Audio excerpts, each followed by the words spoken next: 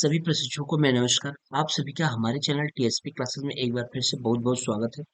दोस्तों, आज हम इस वीडियो में बात करने वाले हैं यूपी डीएलएड अर्थात पीटीसी थर्ड सेमेस्टर के तृतीय प्रश्न पत्र साइंस के बारे में बात करेंगे। और साइंस में हमारा सीरीज चल रहा है।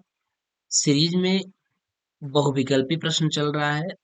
प्रश्न दो 21 से करना है, 20 तक कराया जा चुका है। क्वेश्चन 20 तक कराया जा चुका है। आज जो हम बात करेंगे वो क्वेश्चन 21 से बात करेंगे।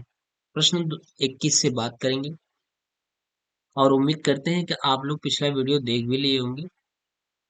तो आज जो स्टार्ट करते हैं वो 21 नंबर से स्टार्ट करते हैं। को एक बार फिर से बता दें कि आपको ये पता भी होगा कि आपका ये 25 नंबर का प्रश्न आता है। टोटल 25 नंबर का होता है। 1 घंटे का पेपर होता है। 1 घंटे में सारे प्रश्न करने होते हैं। ठीक है, तो चलिए हम लोग स्टार्ट करते हैं।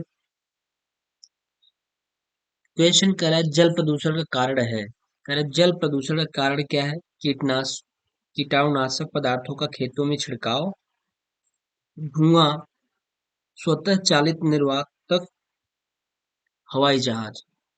तो जल प्रदूषण का कारण क्या है? धुआं जल प्रदूषण से कोई मतलब नहीं है। स्वचालित निर्वातक से भी कोई मतलब नहीं है जल प्रदूषण से। इससे वायु प्रदूषण का खतरा जो होता है वो घटता है और बढ़ता है। हवाई जहाज, इससे भी कोई मतलब नहीं है। जो जल प्रदूषण का कारण, मेन कारण है, वो है कीटाणुनाशक पदार्थों का खेतों में छिड़काव। यानी जो हम कीटाणुनाशक पदार्थों का प्रयोग करते हैं खेतों में छिड़काव के लिए, फसलों में प्रयोग करते हैं, सब्जियों में प्रयोग करते हैं, उसका जो छिड़काव करते हैं, उससे हमारा जल क्या होता है? प्रदूषित होता है। ठीक है। और दूसरी चीज, उस छिड़काव से हमारे स्वास्थ्य पर भी बहुत गहरा प्रभाव पड़ता है, क्योंकि जो कीटाणुनाशक पदार्थ होते हैं वो बहुत ही नुकसानदेह हो जाते हैं जब हम डायरेक्टली किसी चीज को यूज करते हैं। जैसे सब्जियों वगैरह हुआ, अगर हम उसको यूज करते हैं, खाते हैं, तो कहीं ना कहीं वो हमारे लिए बहुत ही, हमारे स्वास्थ्य के लिए बहुत खतरनाक होता है। तो कीटाणुनाशक पदार्थों का खेतों में छिड़काव ही जल प्रदूषण का कारण है। ऑप्शन अ सही है। 12 नंबर, अत्याधुनिक काल में निम्नलिखित में से प्रदूषण का कारण है। अत्याधुनिक काल मतलब आधुनिक काल में जो वायु प्रदूषण मेन कारण है वो क्या है? गंदी नाली। गंदी नाली तो वायु प्रदूषण, सॉरी, गंदी नाली तो प्रदूषण का कारण है। ध्वनि भी है प्रदूषण का कारण, धुआं भी है प्रदूषण का कारण। लेकिन ये पूछ रहा है जो इस अत्याधुनिक काल में, यानी इस काल में जो प्रदूषण का मेन कारण है वो हमारा है रेडियोधर्मी पदार्थ। क्या है? रेडियोधर्मी पदार्थ। अब रेडियोधर्मी पदार्थ होता क्या है?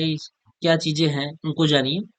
जो रेडियोधर्मी पदार्थ होता है वो अस्थिर होता है और बहुत ही खतरनाक प्रकार का रेडिएशन उत्पन्न करता है। जो रेडियोधर्मी पदार्थ होता है ये अस्थिर होता है, अस्थिर होता है और बहुत ही खतरनाक विकिरण उत्पन्न करता है।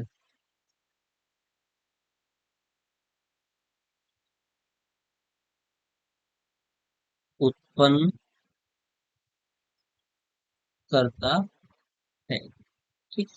बहुत ही खतरनाक ये विकिरण उत्पन्न करता है, रेडिएशन उत्पन्न करता है। जैसा आपको पता होगा रेडिएशन के बारे में, एक्सरे आप कराने जाते हैं, ये एक्सरे, एक्सरे हो गया, ये बहुत खतरनाक रेडिएशन उत्पन्न करता है। ये आपके मांसपेशियों को भेदते हुए या आपकी हड्डी का क्या करता है? एक्सरे वगैरह कर देता है। तो मतलब सोचिए कि कितना खतरनाक ये किरणें हैं। तो जो आधुनिक काल में जो प्रदूषण का कारण है ये अस्थिर होता है और बहुत ही खतरनाक रेडिएशन उत्पन्न करता है। जैसे आपका एक्सरे हो गया, बीटा हो गया, गामा हो गया, अल्फा किरणें हो गई। ये सब सारी जो किरणें हैं बहुत ही खतरनाक रेडिएशन उत्पन्न करती हैं और आधुनिक काल में, अत्याधुनिक काल में ये प्रदूषण का मेन कारण है। तो ऑप्शन आपका कौन सा सही है? ब वाला। अगला कह रहा है, 23 नंबर कह रहा है कि प्रदूषण को नियंत्रित किया जा सकता है। पहला सीवेज उपचार के द्वारा, दूसरा विद्युत चालित वाहनों द्वारा, तीसरा परमाणु बम को रोककर। इनमें से सभी प्रदूषण को नियंत्रित किया जा सकता है सीवेज उपचार के द्वारा। सीवेज उपचार क्या है, पहले इसको जान लीजिए।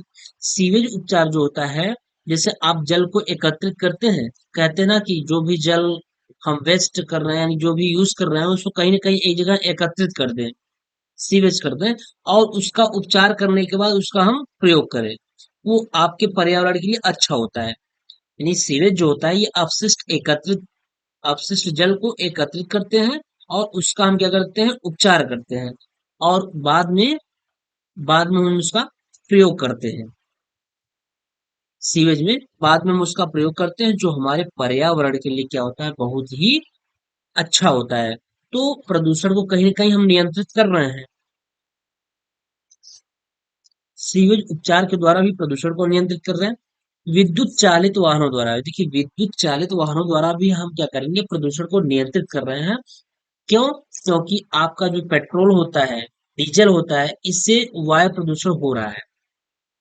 ठीक है, तो विद्युत चालित यानी इलेक्ट्रिक वाहनों का प्रयोग करके, जो कि आज के गवर्नमेंट्स ने बहुत ज्यादा जोर दिया है कि हम ज्यादा से ज्यादा वाहनों को क्या कर दें, इलेक्ट्रिक कर दें, विद्युत के द्वारा चलाया, जिससे कि हमारे ईंधन की बचत भी हो और प्रदूषण से भी बचा जा सके।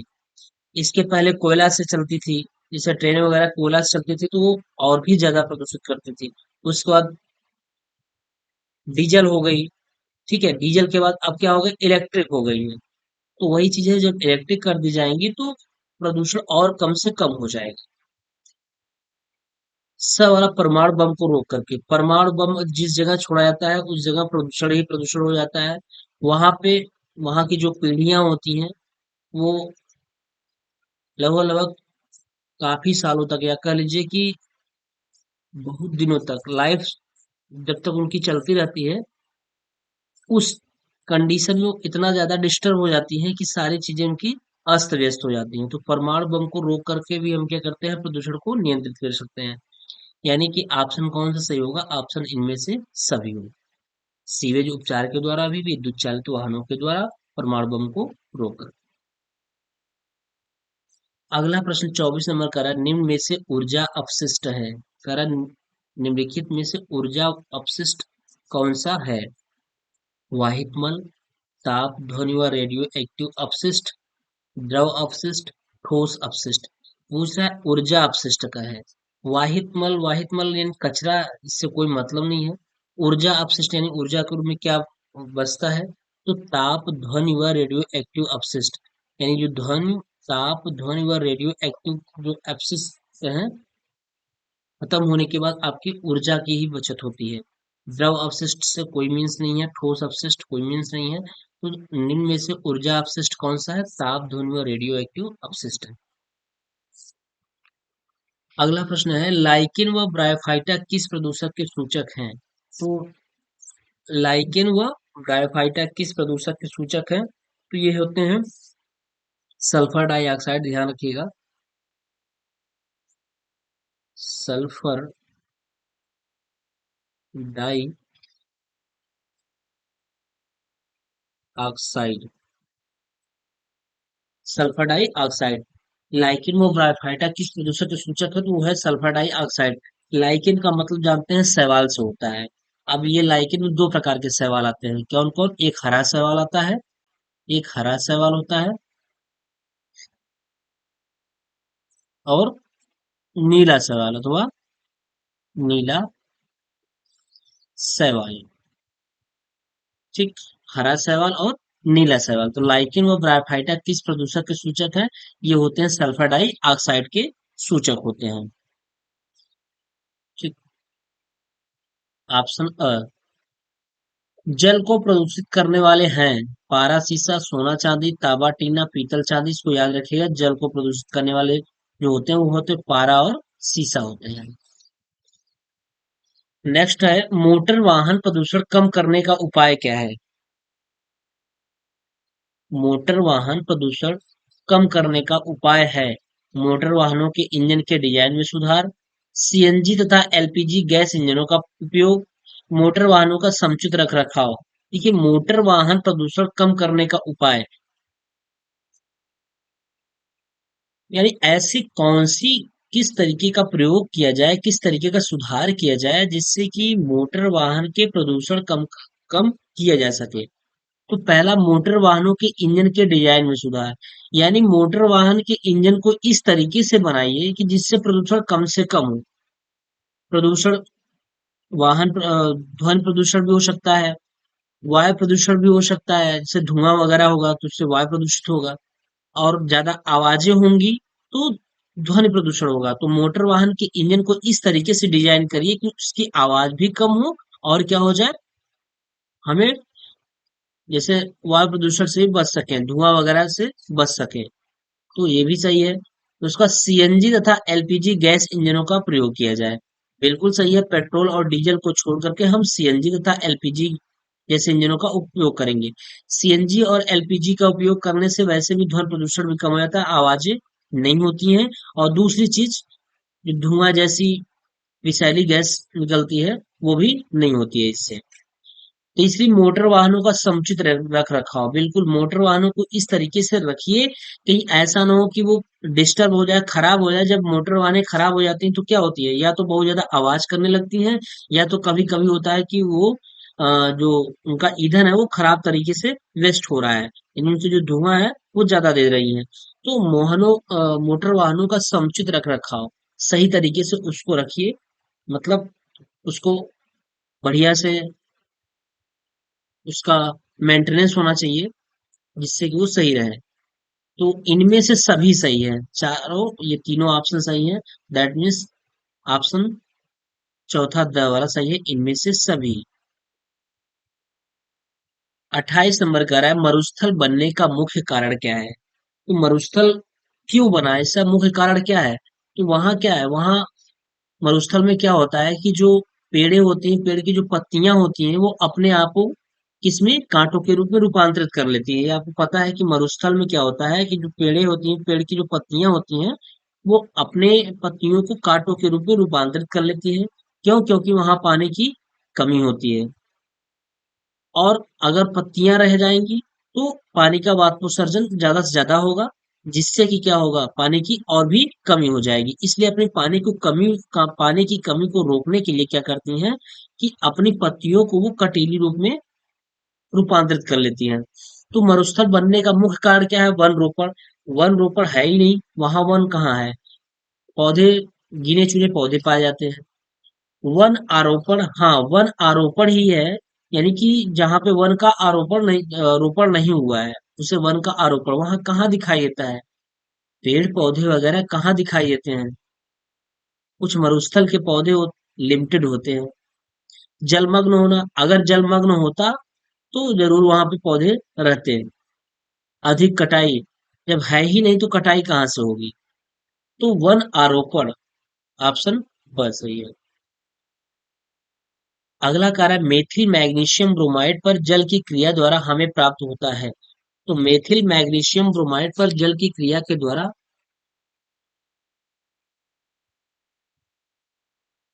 क्या प्राप्त होता है, मेथिल मैग्नीशियम ब्रोमाइड में जब जल की क्रिया की जाती है तो मेथेन प्राप्त होता है। क्या प्राप्त होता है, मेथेन। ये आपका है मेथेन। ये मेथेन है, ये एथेन है,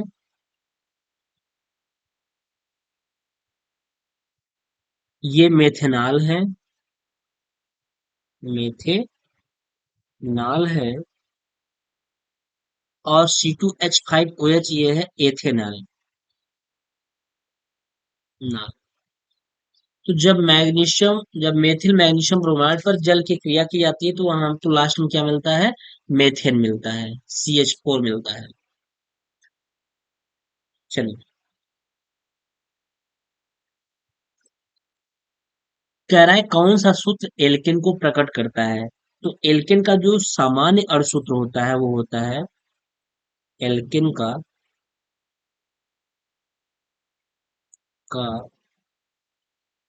सामान्य अणु सूत्र, यानी जो फार्मूला होता है, अणु सूत्र, वो क्या होता है, CN, H2N प्लस 2। ये होता है। अब हम यहाँ पे अगर n की वैल्यू 2 रखें तो देखिए क्या हो जाएगा फार्मूला। यदि n की वैल्यू 2 रखा जाए तो हो जाएगा सी n की वैल्यू 2 हो जाएगा, और h हो गया 2 इंटू क्या हो गया 2, प्लस कितना हो जाएगा 2, ये हो जाएगा तो हो जाएगा C2, 2 दूनी 4 2 6, C2H6 क्या हो गया C2H6, यानी क्या बन गया एथेन बन गया। क्या बन गया एथेन। तो अब देखिए कोई मिल रहा है, ये आपका फार्मूला होता है, एल्केन का सामान्य अणु सूत्र होता है CnH2n+2, ये एल्केन का सामान्य अणु सूत्र होता है। अब इसमें n बराबर संख्या रख सकते हैं आप, n बराबर 1 रख के भी देख सकते हैं। जब n बराबर 1 रखेंगे तो C 2 1 का 2 और 2 4, C CH4 हो जाएगा। तो यहाँ CH4 दिया नहीं है, अगर CH4 होता तब भी सही होता, ठीक है तब भी सही होता, लेकिन ऐसा नहीं दिया हुआ है। अगर 3 रखेंगे यहाँ पे, n बराबर 3 रखेंगे तो C3 हो जाएगा, और 3 दूनी 6 2 8, C3H8। क्या C3H8 आ रहा है, कोई है नहीं है, यानी एक मिल रहा है, वो है क्या C2H6 एथेन। तो कौन सा सूत्र एल्केन को प्रकट करता है, वो होता है C2H6 होता है जो एल्केन को प्रकट करता है। कच्चे फलों को पकाने में सहायक होता है। अब कच्चे फलों को पकाने में सहायक कौन सा होता है, ये याद होना चाहिए, एथिलीन होता है। कौन सा, एथिलीन के द्वारा हम कच्चे फलों को पका लेते हैं। पहले एथिलीन वगैरह का यूज नहीं किया जाता था, अब बड़े पैमाने पे अगर अ, आम हो या किसी फल फल को पकाना होता है तो हम एथिलीन का प्रयोग करते हैं। पहले क्या करते थे, जब बहुत पहले वो क्या हुआ करता था कि उसे भूसा वगैरह में रख दिया करता था, क्योंकि वहां पे किसी चीज को पकाने के लिए हमको गर्मी चाहिए। तो गर्मी, जैसे फल हुआ आम ही हुआ, तो उसको हम क्या करते हैं भूसे में, इसके पहले जो हुआ करता था भूसा वगैरह में डाल करके रख दिया जाता था 10 दिन 15 दिन के लिए, और वो बड़ी आसानी से नेचुरल तरीके से पका हुआ मिल जाता था। लेकिन अब क्या करते हैं, अब एथिलीन ऐसा रासायनिक पदार्थ है जिसको रख देने से आपको 1 हफ्ते में, यानी कि 5 से 6 दिन में कच्चे फल क्या हो जाते हैं, पक जाते हैं। अगला है यूरिया का संश्लेषण होता है वृषण में, फेफड़े में, यकृत में, अग्नाशय में। तो यूरिया का जो संश्लेषण होता है वो होता है यकृत यानी लीवर में होता है। ठीक। विट्रो का कार्य है, मतलब किडनी, किडनी का कार्य क्या है, तो आपको पता होगा किडनी का कार्य उत्सर्जन होता है। किडनी का कार्य क्या होता है, उत्सर्जन होता है। श्वसन, श्वसन किडनी से कोई मतलब नहीं, निःश्वसन, पाचन नहीं। तो विट्रो का जो कार्य होता है, किडनी का जो कार्य होता है वो है होता है उत्सर्जन। किडनी उत्सर्जन का कार्य करती है। 34 नंबर, विलियम हार्वे किसकी खोज के लिए प्रसिद्ध है, तो विलियम हार्वे रक्त परिसंचरण की खोज के लिए फेमस है। ठीक। विलियम हार्वे ही पहले ऐसे व्यक्ति जिन्होंने शरीर में क्या किया, रक्त परिसंचरण का वर्णन किया, यानी खोज किया। विलियम हार्वे पहले व्यक्ति थे जिन्होंने शरीर में रक्त परिसंचरण का वर्णन किया, और ये भी उन्होंने दिखाया कि धमनियां और नसें एक पूरी सर्किट बनाती हैं। जो धमनियां और नसें होती हैं वो एक पूरी सर्किट बना देती हैं जो रक्त परिसंचरण का कार्य करती हैं। तो विलियम हार्वे इसी खोज के लिए प्रसिद्ध है, वो है रक्त परिसंचरण की। चलिए,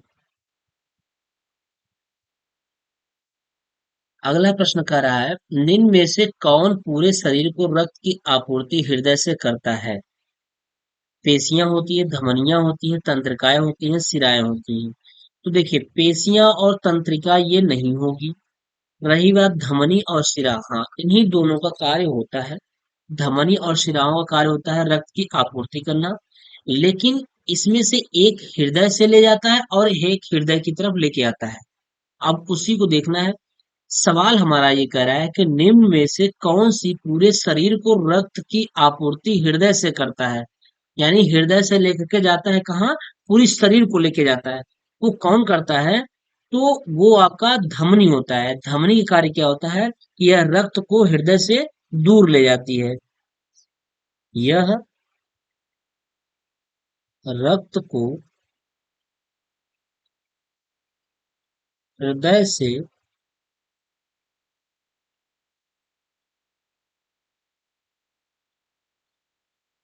दूर ले जाती हैं और शिराएं क्या करती हैं, यह रक्त को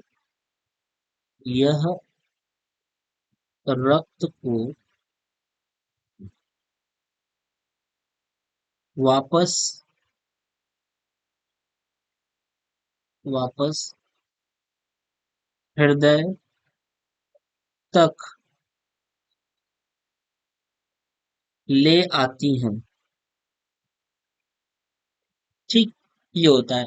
धमनियां क्या करती है, यह रक्त को हृदय से पूरी बॉडी में यानी दूर ले जाती हैं, और शिराएं क्या करती हैं, यह रक्त को वापस हृदय तक ले आती हैं।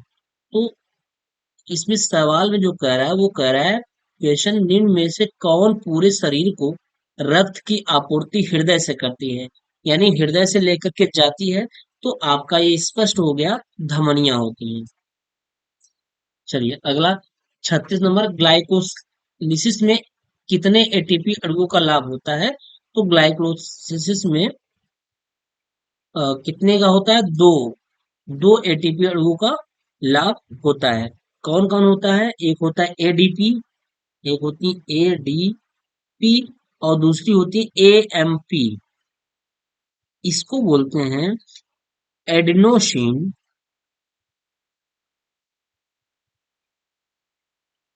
एडिनोसिन डाई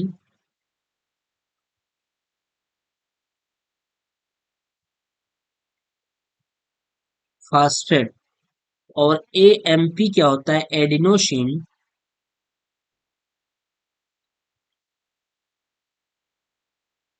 सीन मोनो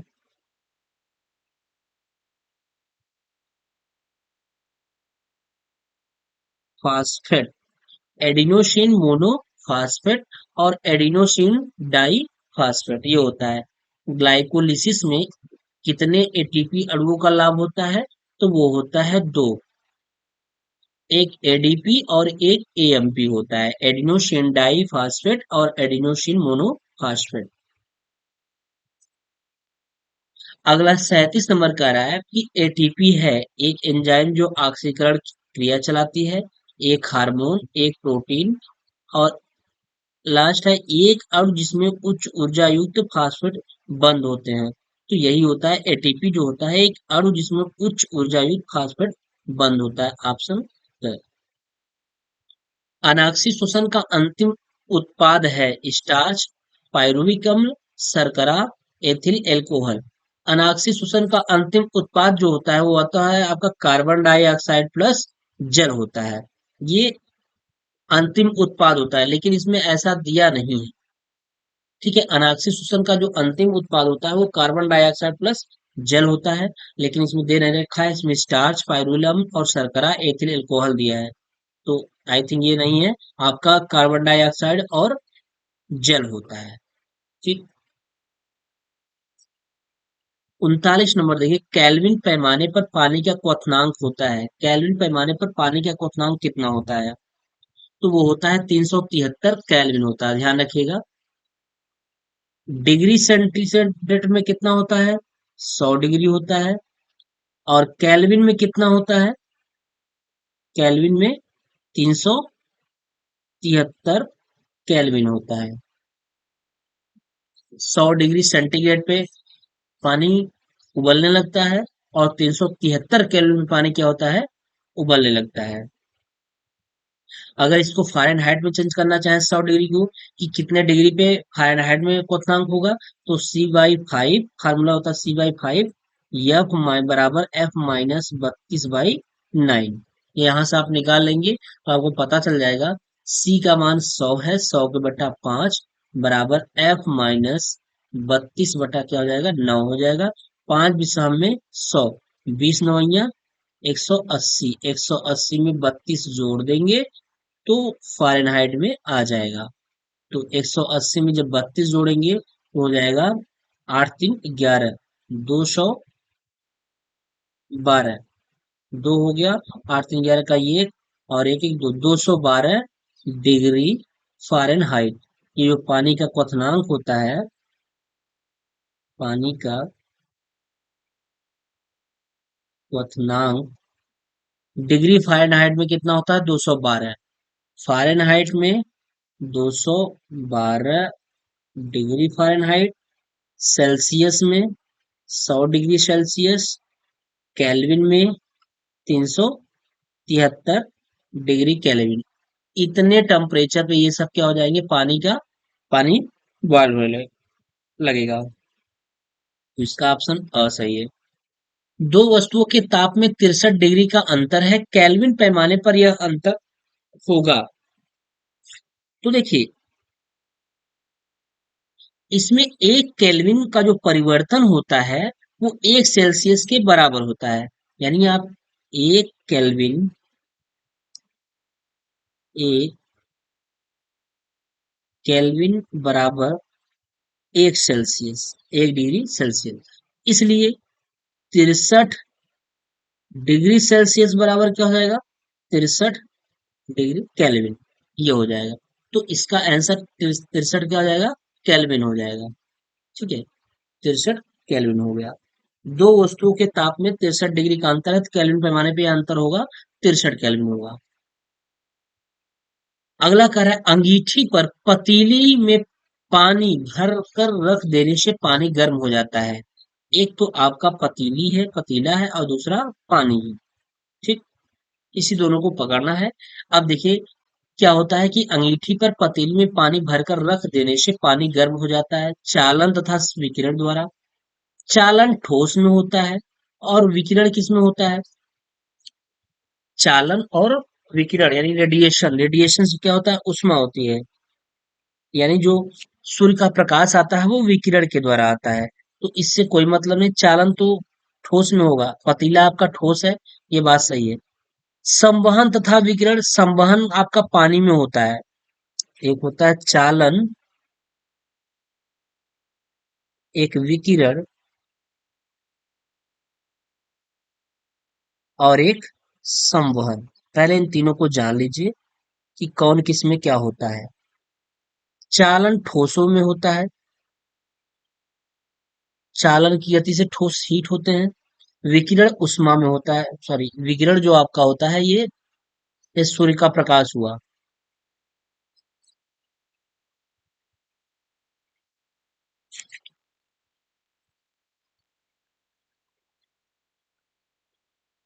सूर्य का प्रकाश हुआ, ये सब में होता है। संवहन जलों में होता है, यानी जल में होता है।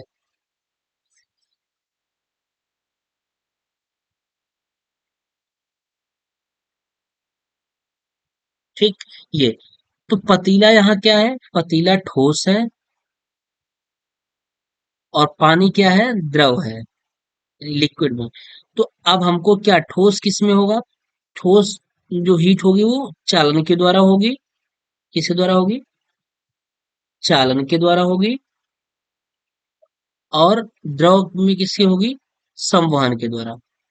तो इसमें चालन और संवहन की आवश्यकता है। तो देखिए चालन और संवहन किसमें है? ये ऑप्शन स में है, चालन तथा संवहन। ऑप्शन द में तो चालन, संवहन और विकिरण नहीं, केवल चालन और संवहन में है। तो ऑप्शन स सही होगा। अगला प्रश्न कर रहा है, सूर्य के प्रकाश की ऊर्जा पृथ्वी तक पहुंचती है, तो ये होती है विकिरण के द्वारा। सूर्य का जो अभी हमने बताया, विकिरण के द्वारा सूर्य का प्रकाश पृथ्वी तक पहुंचता है। तो सूर्य के प्रकाश की ऊर्जा पृथ्वी तक पहुंचती है, किसके द्वारा? विकिरण के द्वारा। वाष्पन की गुप्त ऊष्मा का मात्रक होता है, वाष्पन की गुप्त ऊष्मा का मात्रक फार्मूला होता है एल बराबर लेटेस्ट हीट बराबर क्यू अपान एम।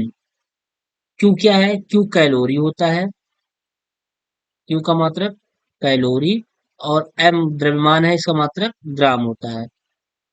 क्यू आपकी एनर्जी है, ये ऊर्जा है, ऊर्जा कैलोरी, और ये द्रव्यमान है, द्रव्यमान का मात्रक ग्राम होता है। तो कैलोरी प्रति ग्राम, ऑप्शन स। पानी की विशिष्ट ऊष्मा होती है, तो पानी की जो विशिष्ट ऊष्मा होती है वो 1 कैलोरी प्रति ग्राम होती है। कितनी होती है? 1 कैलोरी प्रति ग्राम, जो कि सबसे अधिक होती है। तो पानी की विशिष्ट ऊष्मा सबसे क्या होती है? ज्यादा होती है, सबसे अधिकतम होती है। उष्मा संचरण सबसे तेज होता है, तो ये आपको पता है कि अभी हमने बताया कि उष्मा का जो संचरण होता है, जैसे सूर्य का प्रकाश होता है, वो किसमें होता है? विकिरण के द्वारा।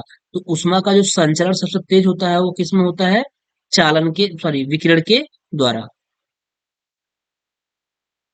किसी अवतल दर्पण द्वारा बना प्रतिबिंब वस्तु के आकार के बराबर होगा यदि यदि वस्तु क्या होगा? वक्रता केंद्र पर सी पर बना होगा। जब वस्तु वक्रता केंद्र सी पर बना होता है, तो जो प्रतिबिंब होता है वो वस्तु के आकार के बराबर होता है। उत्तल दर्पण से बना प्रतिबिंब क्या होता है? सदैव आभासी होता है, इसमें वास्तविक नहीं होता है। उत्तल दर्पण जो बना प्रतिबिंब होता है वो सदैव क्या होता है? आभासी होता है। याद रखिएगा, ध्यान दीजिएगा, उत्तल दर्पण होना चाहिए, उभरा हुआ। जो दर्पण उभरा हुआ है, उत्तल दर्पण है, उसमें सदैव क्या होता है? आभासी बनता है। जैसे आप अगर कार वगैरह चलाते हैं तो उसकी जो दर्पण जो देखते हैं वो क्या होता है? उभरा हुआ होता है, तो सदैव आभासी बनता है, हमको दिखता है। अगला प्रश्न कह रहा है किसी उत्तल लेंस से बना प्रतिबिंब आभासी होगा यदि कब?